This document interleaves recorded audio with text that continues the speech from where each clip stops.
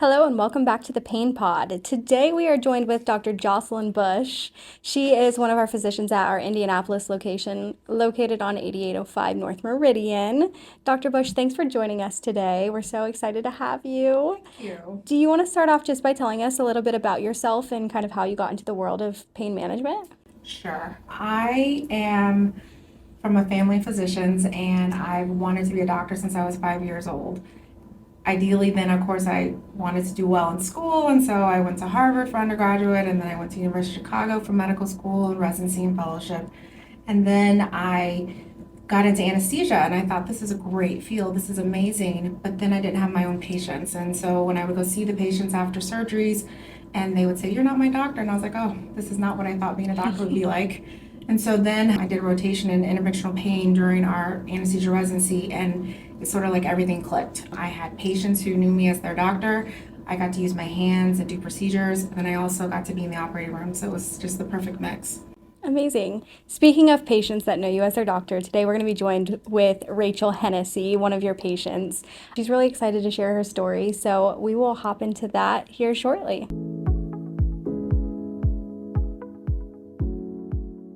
Hey Rachel, I'm so happy you're here to talk with us about your chronic pain and sort of the things that we've gone through to treat you. Pain is something that affects many people's lives, and I think it's nice to know there's others out there going through different types of pain sort of episodes in their lives, and there's different avenues that we can treat that with. And so maybe you could just tell us a little bit about your pain. Yeah, so I was born with a rare bone disease. It's called X-linked hypophosphatemia that caused the lower extremities from my hips down, the bones to grow twisted. So growing up, they had to break my bones to straighten them. I had multiple surgeries, so pain has always just been a constant in my life. And it's also been a battle because not all of my physicians have been as attentive as you have been. So that's why I moved here from Michigan, and that's what started the journey here in Indy, the Center for Pain Management. Because of all the surgeries, as you know, my back is really affected because they broke my hips at 2 different times, causing my pelvis to be tilted. So I have severe arthritis in the back, and then osteoarthritis through my hips down, and just the treatment that you have done has really changed my life, and I'm happy to talk about it with everyone. Oh, that's really nice. So can you tell us a little about what led you to seek treatment here, though, for your pain? So as I mentioned, I moved. I was previously going to a provider in Michigan, but he just was not listening. They wanted to put me on just over-the-counter methods, and I knew deep down that that wasn't going to work. So I took the opportunity when I moved here to seek help for a different perspective, and I knew, just because my dad also deals with pain, what I have is genetic, that there was other treatments available.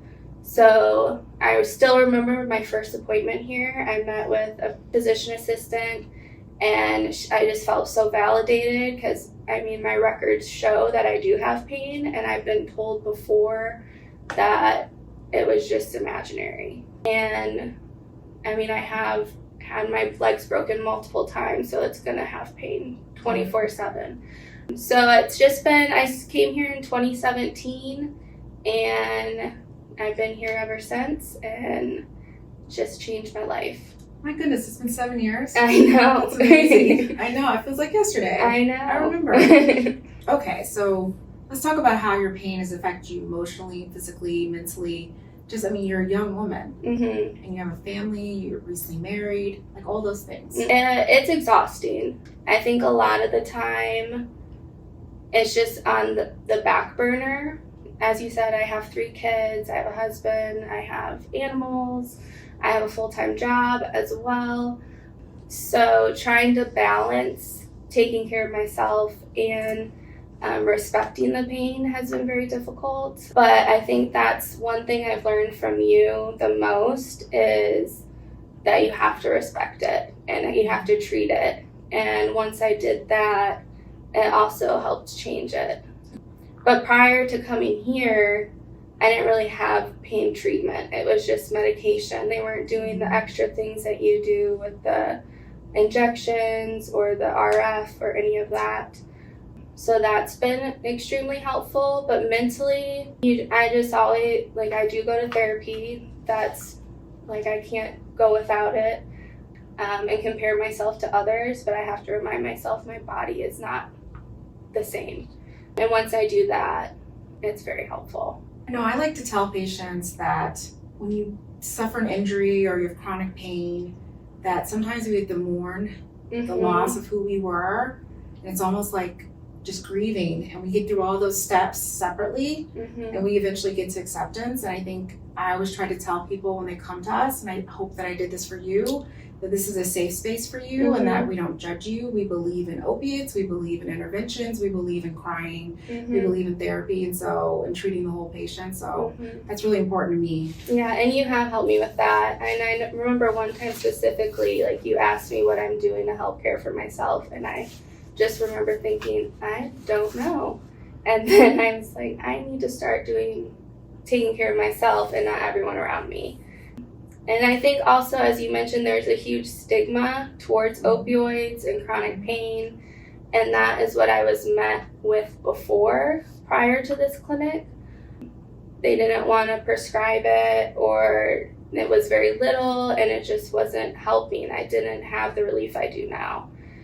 And that is what this clinic has helped with tremendously. And it's not always just opioids. Like, as I've said, you've done the RF, you've done the other injections, just to get as much relief as possible. Right. And so if you had to think about the therapies that we've done, what would you think have been the most sort of impactful for you?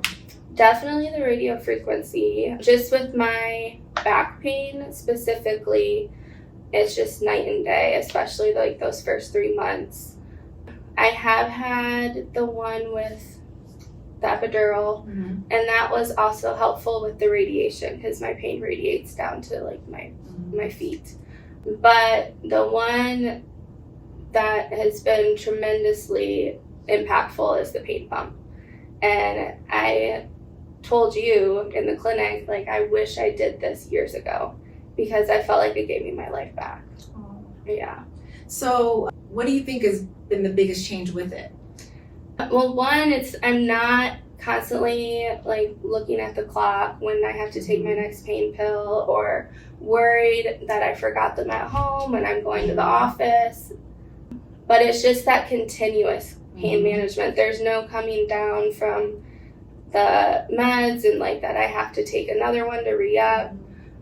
I like the option to have like the extra little boluses through the day, but it's just been freeing in a way. Like, I'm no longer tied to a bottle. Right. I'm no longer checking, it's been 4 to 6 hours, now I have to take my next pill. It's just, if I need it, it's there. I can give that extra dose, but it's continuous.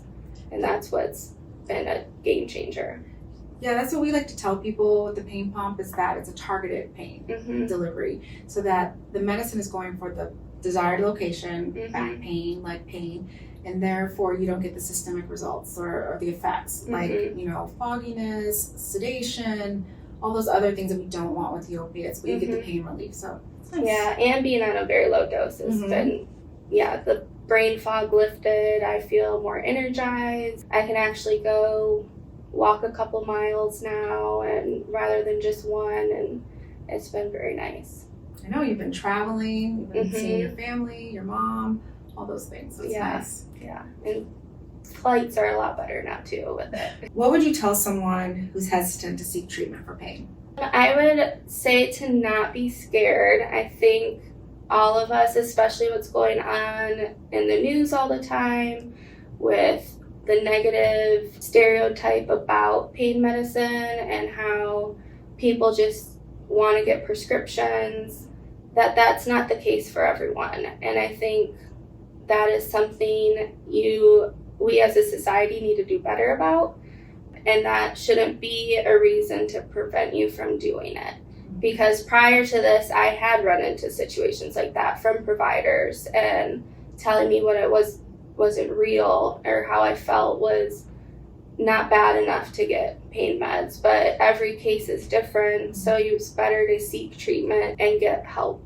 Yes. So like, I think at most pain clinics, but definitely here in our practice, we want to treat people A, as individuals, and B, sort of globally with multidisciplinary approach. And so I think that's what you're like a prime example of. Like, you've tried everything, you're open to everything, and that's all we ask for of our patients, just to be open and believe that we're there to help them improve their lives. Yeah, and I would strongly agree with that statement. Like, before this, I didn't have the options to do the RF or the nerve blocks or any of that. And when I came here, it was a whole systemic approach, like the prescriptions on top of that, on top of physical therapy, getting exercise, taking care of your mind, all of that. And it's been night and day these past 7 years. Couldn't do it without you. So Rachel, as you were saying, we went through several different types of therapies for your pain, and we started with things that were treating the pain that was going down your leg. We call that radiculitis. So we did some epidural injections, and that's to treat the nerve root irritation. And then we sort of isolated that you had some arthritic pain related to the joints of your spine, and so we treated them appropriately with what we call medial branch blocks. And then we did facet injections, and then we also did radiofrequency ablation, which was a more long-term semi-permanent procedure for that, which allowed you to have pain relief that was sustained in your arthritic joints of your back. I think what led us to the pump and our decision to go that route was that we found that oral opiates were not sustaining you throughout the day, that you were having more breakthrough pain. You were having side effects related to the opioids where you didn't want to escalate the dose, but yet you weren't getting the functionality that you wanted. And as you said, you had children and a family, and you had a life you wanted to live. So then we thought about doing a pain pump trial, and we did that trial with a very small dose of medicine, and within minutes, literally 30 minutes, you noticed that a majority, greater than 50% of your pain was gone. And I think that was a decision that led us both to decide that this was the right procedure for you to give you more sustained relief with less opioid burden, and that would allow you to be more functional in your life. And I really think I didn't feel like you were telling me. I felt like we worked as a team to go through these steps and find what worked best for me, and ultimately the end result was a pump, and I couldn't be happier with that decision. And I thank you deeply for all of that. I mean, even my husband is like, it's just been night and day, and we wish we did it years ago, but I wouldn't have known if we hadn't done those other steps. Exactly. So I think that would also be my advice to others. It's like, it's a process, and to be patient and just trust the process, which is pretty cliche, but for this type of situation and with pain, you have to be patient with your body and with the treatment. So what does your life look like now? Well, as I mentioned, I work full-time. I'm a social worker, and I work with immigrant children, and that can be difficult. I have 3 children of my own, and we live in the north side of Indianapolis. I am busy driving them around for all their extracurriculars right now, and just enjoying life. I travel a lot for work and for pleasure, and I like to exercise a lot every morning. I take my 2 dogs for a walk, or they walk me, and it's just, I feel like I have that normal life that I've always wanted, and I don't have the pain like as a constant thing over my head, like a reminder. And I think the pump, that was the big game changer for me. It's not always in the back of my mind, like I'm in so much pain, I can't do this, I can't do that. Because prior to the pump, I would try and do little household chores, and I would just be exhausted and in pain and have to sit down. But now I feel like I can do anything, and I have that normal life. And then also, like for you, you've done so much because you actually listened to me, and I want you to know that, because I was going from 2019 probably until 2022, I can't remember, for my shoulder. And if it wasn't for you, I'd still be searching for that. And now I can go, she referred me to another provider to get Botox for cervical dystonia, which is kind of a result for the X-linked hypophosphatemia from all of my surgeries. So without that, I would still be in a lot of pain, and I can't thank you enough for that. Rachel, I'm so happy you came and shared your story with everyone, and I'm more happy that I actually helped you. Oh my gosh. I've known you for 7 years, and we both know each other. We grew up together in the sense of our practice, and I'm happy that I was able to improve your life. You've done tremendous. I'm so happy to come here and share my story.